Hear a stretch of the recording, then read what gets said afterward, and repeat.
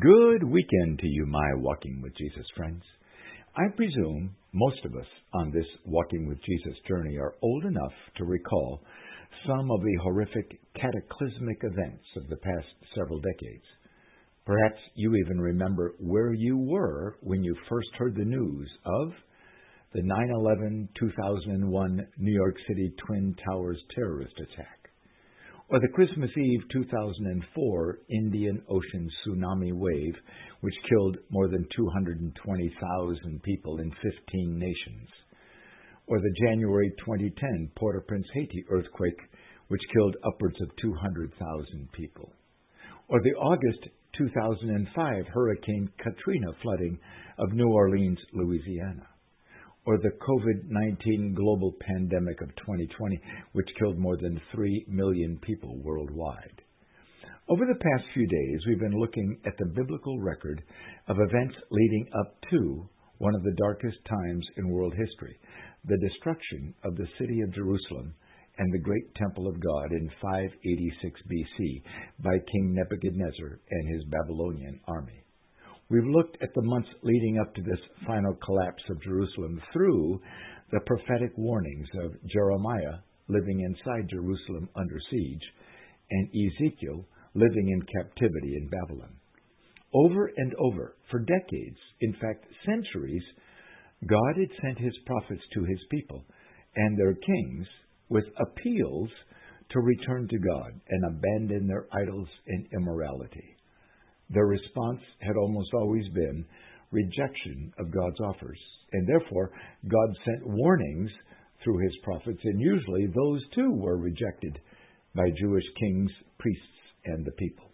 Finally, as we've seen over the past few days, God's warnings were very descriptive of what was about to happen to Jerusalem. In Jeremiah 32, we have one of Jeremiah's prayers and God's painful final response. Ah, sovereign Lord, you have made the heavens and the earth by your great power. Nothing is too hard for you. You show love to thousands, but you bring the punishment for the parents' sins into the laps of their children after them. Great and mighty God, whose name is the Lord Almighty, great are your purposes and mighty are your deeds. Your eyes are open to the ways of all mankind. You reward each person according to their conduct as their deeds deserve. Jeremiah chapter 32. That clear, definitive statement of God truth could be proclaimed by any person of any generation from any place on the face of planet Earth. Do you agree? Sadly, it isn't. Nor has it been acknowledged as true by most people of our human race down through history, from the days of Adam to present day 2025. How about you, my friends? Look again at those words from Jeremiah's prayer. Can you proclaim those words to be true in your part of the world, your ancestral family, your life today? Do the children in every place grow up either in the shadow of blessings or curses of the choices made by generations before them? Yes, we sure do. And that is exactly what was happening in 586 BC in Jerusalem. Those alive in that great city at that time had been living for more than 2 years under siege by Nebuchadnezzar's Babylonian army. They were starving to death inside Jerusalem, and the Babylonians had the city sealed off from anyone or anything entering that city with any supplies, including food.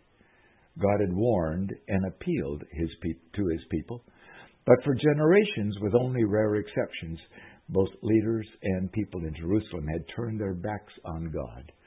Thus, God's warning was now reality. Jerusalem was being strangled, suffocated to death. Hear the words of the Lord through Jeremiah in response to God's prayer. I am the Lord, the God of all mankind. Therefore, this is what the Lord says.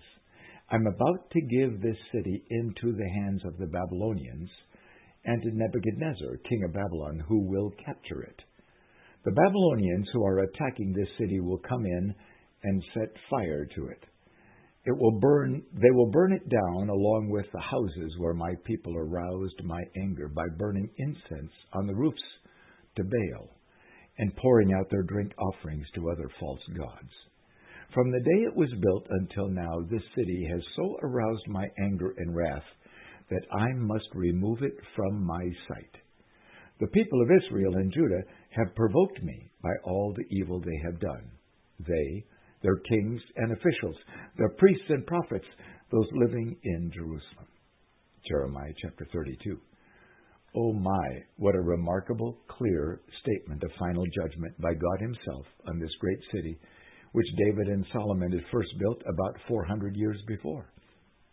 But God wanted to be sure those who first heard Jeremiah's words, and all of us over the past 2,600 years who have read these words, would have no misunderstanding of the specific assessment God was making of His city, Jerusalem. So God continued speaking to Jeremiah, and Jeremiah carefully wrote these words about the people of Jerusalem. They turned their backs to me, and not their faces. Though I taught them again and again, they would not listen or respond to my discipline. They set up their vile images in the house that bears my name, and defiled it. They built high places for Baal in the valley of Ben-Hinnom to sacrifice their sons and their daughters to Moloch. Jeremiah 32. The guilt of generations of Jerusalem Jewish leaders and people was clear and dreadful. God was just in His judgment. Jerusalem would be destroyed, and even the great temple Solomon had constructed, demolished by the Babylonians. The actual record of this horrific, God-predicted disaster is recorded both in 2 Kings 25, verse 1 to 21, and 2 Chronicles 36, verse 11 to 21. As painful as they are, these words are important for us to hear. The famine in Jerusalem had become so severe that there was no food for the people to eat. The city wall was broken through, and the whole Israelite army fled at night through the gate between the two walls near the king's garden. But the Babylonian army pursued them and overtook them. The king of Judah was captured and taken to the king of Babylon at Riblah, where sentence was pronounced on him. They killed the sons of King Zedekiah before his eyes. Then they put out his eyes, bound him with bronze shackles, and took him to Babylon. 2 Kings 25. Proud and defiant Jewish King Zedekiah was defeated, humiliated, and violated. Blind and shackled, he was led as a captive to Babylon. God's judgment was executed upon a wicked man who had refused God's warning and refused to humble himself and call his people back to God. Back in Jerusalem, the Babylonian army set fire to the temple of the Lord, the royal palace, and all the houses in Jerusalem. Every important building they burned down. They broke down the walls around Jerusalem and carried into exile most of the people who had remained in the city.